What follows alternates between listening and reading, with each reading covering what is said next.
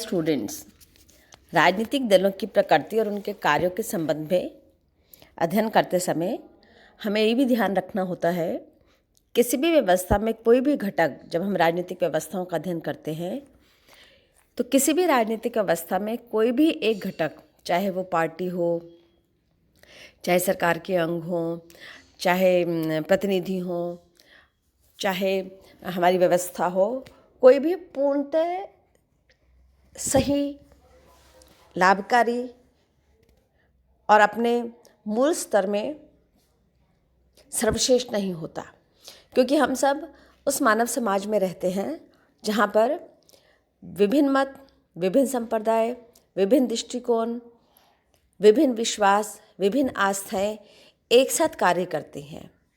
तो जो भी लोकतांत्रिक व्यवस्था में हमारे विचार होते हैं, व्यक्तित्व होता है, भूमिकाएं होती हैं, उनका स्वरूप विभिन्नता लिए हुए होता है। ठीक इसी प्रकार इस समाज में जो भी समूह बनते हैं, दल बनते हैं, राजनीतिक दल बनते हैं, उसका भी आधार विभिन्नता लिए हुए होता है। तो यदि किसी भी घटक के संरचना में विभिन्नता है तो वो सर्वश्रेष्ठ रूप में आने में समय लेता है, सर्वश्रेष्ठ रूप में आने में उसे विभिन्न परिस्थितियों को दरकिनार करना पड़ता है। तो फलतः राजनीतिक दलों के संबंध में जब हम बात करते हैं तो राजनीतिक दल लोकतांत्रिक व्यवस्था के लिए आवश्यक हैं, ये हम सभी जानते हैं। राजनीतिक दलों के बिना इतनी बड़ी जनसंख्या वाले बड़े लोकतांत्रिक देशों में किसी भी प्रकार से निर्वाचन व्यवस्था संपन्न नहीं की जा सकती, इस सब से भी हम परिचित हैं। लेकिन इतनी बड़ी व्यवस्था को शेप देते समय राजनीतिक दलों में कुछ ऐसे दोष हैं जो प्रवेश कर गए हैं, जिन्हें समय रहते रेखांकित करके दूर किए जाने का प्रयास एक संगठनात्मक स्तर पर भी किया जाना आवश्यक है। सबसे पहले मैं उन गुणों की ओर आपका ध्यान दिलाना चाहूँगी जिसके कारण राजनीतिक दल प्रत्येक व्यवस्था के लिए, वो कोई भी राजनीतिक व्यवस्था हो, उसके लिए आवश्यक हो गए हैं। तो उसमें मैं आपको 3 तरीके से आपको ये देखनी है चीज़ें। एक तो राजनीतिक व्यवस्था में दलीय व्यवस्था के गुण क्या हैं और दोष क्या हैं, और वही व्यवस्था में जब कोई दल अपने गुण के कारण अपना अस्तित्व रखता है तो उसी व्यवस्था में हो सकता है उसके दोष भी परिलक्षित हो रहे हों। तो अध्ययन करते समय हमें दोषों को ये देखना है कि किस प्रकार व्यवस्था जनित दोष के कारण राजनीतिक दलों में दोष आया हुआ है, उन्हें दूर किया जा सकता है, और किस प्रकार ये घटक हमारी व्यवस्थाओं को सशक्त बनाते हैं। तो मैं दोनों को आपके सामने एक बार स्पष्ट करती हूँ। सबसे पहला तो है कि लोकतंत्र की प्राथमिक आवश्यकता दल हैं। क्यों? क्योंकि लोकतंत्र ही एक ऐसी व्यवस्था है जिसमें विचार अभिव्यक्ति की स्वतंत्रता है। जिस भी समाज में, जिस भी राजनीतिक व्यवस्था में विचार अभिव्यक्ति की स्वतंत्रता होगी तो वो वहाँ संगठनात्मक रूप से राजनीतिक दलों के रूप में अभिव्यक्त होती है, चाहे उसका वैचारिक आधार, विचारधारा का आधार कुछ भी हो, लेकिन वो अभिव्यक्ति का एक सशक्त माध्यम होती है। तो यहाँ पर लोकतांत्रिक व्यवस्था के लिए आवश्यक है राजनीतिक दल। लेकिन इसके समानांतर मैंने देखिए लिखा है कि लोकतंत्र, ये देखिए यहाँ लोकतंत्र के लिए आवश्यकता है राजनीतिक दल, लेकिन इसके सामने मैंने लिखा है कि लोकतंत्र के विकास में बाधक भी है। ये दोनों एक साथ कैसे हो सकता है? आवश्यकता, प्राथमिक आवश्यकता है कि बिना लोकतंत्र व्यवस्था को समझने के लिए राजनीतिक दलों को समझना आवश्यक है। लेकिन जब हम ये कहते हैं कि ये उसमें बाधक भी हैं तो इसका सीधा साक्ष्य ये होता है कि एक लंबी विकास प्रक्रिया के तहत व्यक्तिगत स्वतंत्रता पर आधारित होते हैं राजनीतिक दल। लेकिन जब ये व्यक्तिगत स्वतंत्रता का आग्रह अधिक हो जाता है दलों के अंतर्गत, तब वो व्यक्ति दलीय तंत्र के प्रति अधिक निष्ठावान हो जाता है, और जो उसका सर्वोच्च लक्ष्य होता है राष्ट्रभक्ति का, राष्ट्र सेवा का, सत्ता प्राप्ति के माध्यम से सर्वोच्च नीतियों का निर्माण करने का, वो उस पर केंद्रित नहीं रह पाता है।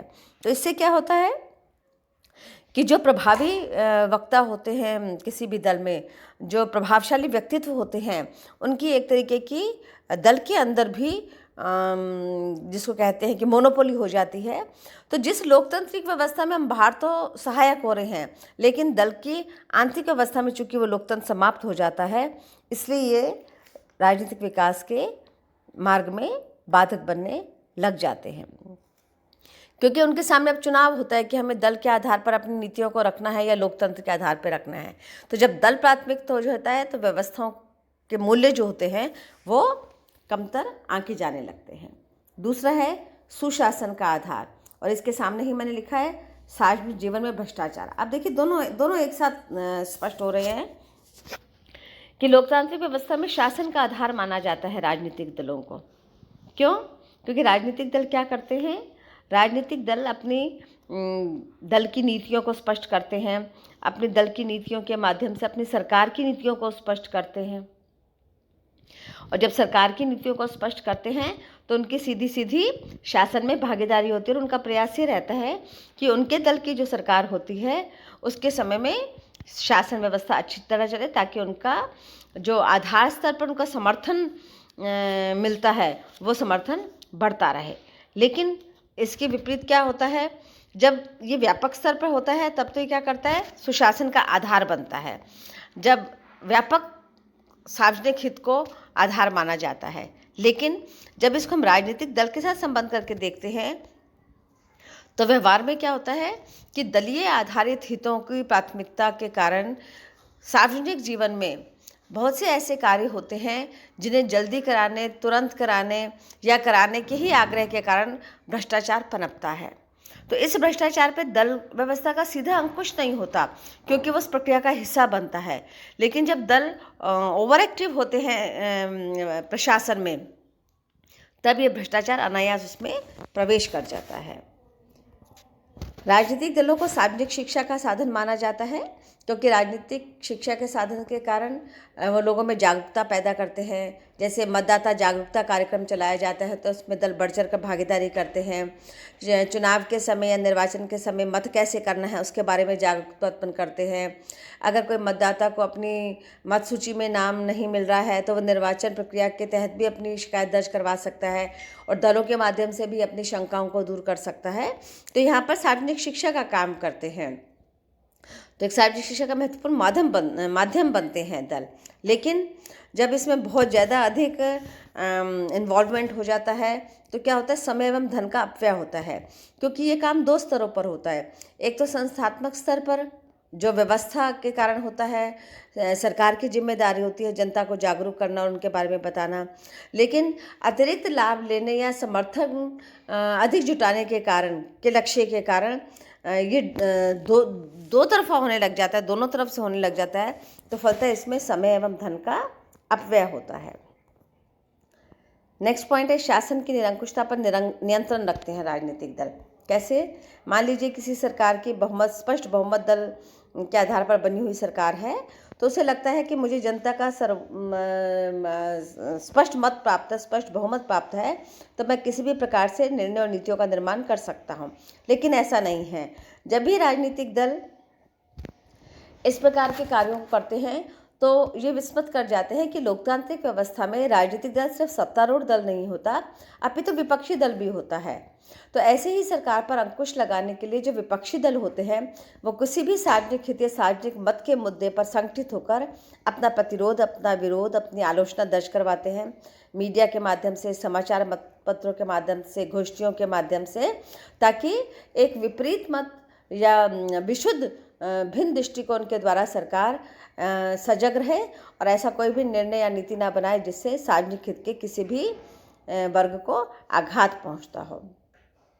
लेकिन राजनीतिक व्यवस्था का ये भी दोष होता है कि राजनीतिक व्यवस्था में चूंकि जब जिस दल की सरकार होती है उस दल में ऐसे व्यक्तियों को जो प्रभावी होते हैं, शासन और नियंत्रण में प्रत्यक्ष भागीदारी और हिस्सेदारी दी जाने का प्रयास किया जाता है।